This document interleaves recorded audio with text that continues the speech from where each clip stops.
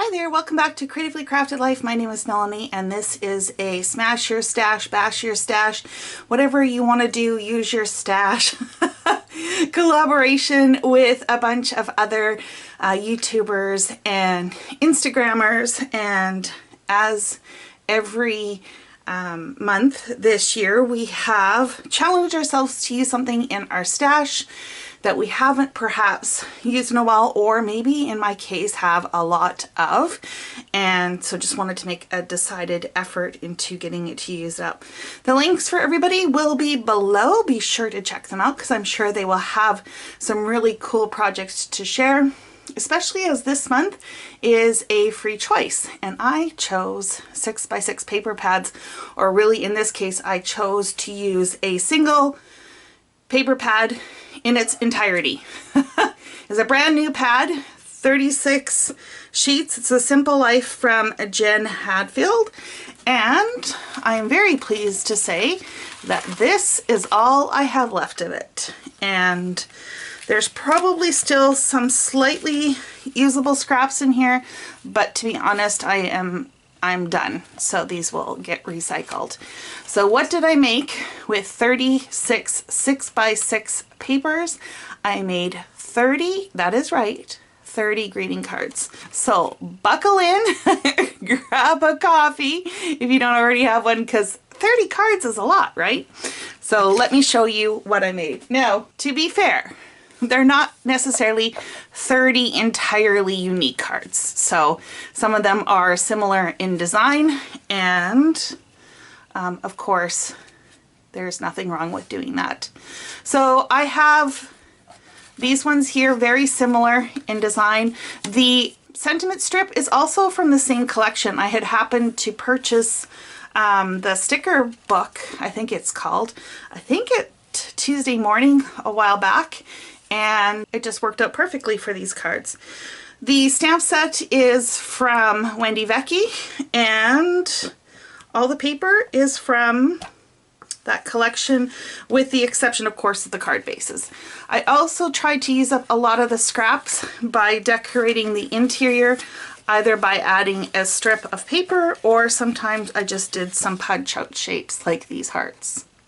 Similar color scheme, just a completely different design. I also tended to keep these very simplistic, and I mean, I had to make 30 of them, right? So I didn't want to go too far out. I also didn't add a lot of things like enamel dots or Nouveau drops. I definitely could, and who knows, maybe I will go back at some point and do that.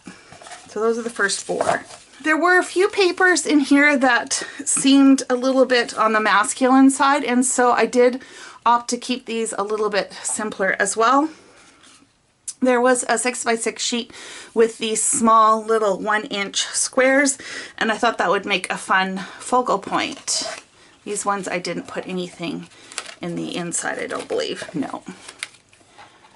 And I did pop up, you know, some of these with some dimension, but for the most part I just kept it very simple. There was a piece of cardstock that looked like blueprint paper, and so I pulled out a gear stamp. This is from Kaiser Craft, but Tim Holtz has 1 or 2. And I made these 3 cards using that one 6x6 piece of paper.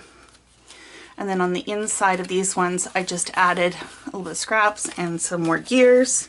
I also pulled out a few of my stamp sets that make different layers for cards. So I had like a Mama Elephant's basic set, I think is what it's called, that does like the frame and then the interior piece. I also had a few MFT card prints, or blueprints I think they're called, and I used those intermixed with everything else, and of course I pulled out a punch. These little rectangles are also a cut apart from within the paper pad.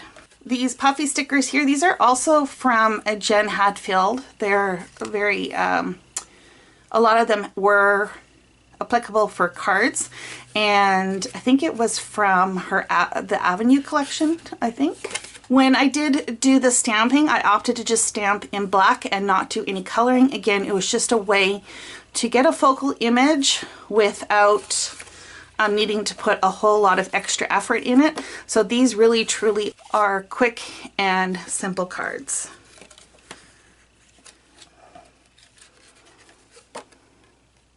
So for these ones I opted to use some tags, and then I took that same 1-inch square paper and just again cut it into sections to make the focal points. If the particular image I didn't like or it didn't fit the theme, like this one has a thank you theme going, I just cut out another square and placed it on top with a little bit of foam tape so it looks intentional. You see, you could easily add some enamel dots or Nouveau drops if you wanted, but I think they look okay without them. What do you think? Should I go back and add some more embellishments? I also liked to do this where I would get 2 fur, so they're the exact opposites. When I cut out this particular panel, it had, or when I cut out this particular frame, it left me with this panel, so I just kind of swap the images around to get the completed cards, and then just depending on what I felt like, I oriented them differently. And again, like I said, I just tried to coordinate the scraps to go with the front of the card, but it was a really great way to use up a bunch of the scraps. Here's a few more of those cards using those little 1-inch square pieces. Some music notes. This one I just added the butterflies on the inside. Just a little something. Now this card, I actually trimmed out with a die a strip from here. I think it was like a banner or something. And I thought the negative piece was kind of cool. And so I just trimmed that to fit on the card. Found these clear stickers in my stash and added them as a sentiment. And then one of those little 1-inch squares to add as a sentiment. I think this one turned out really cute.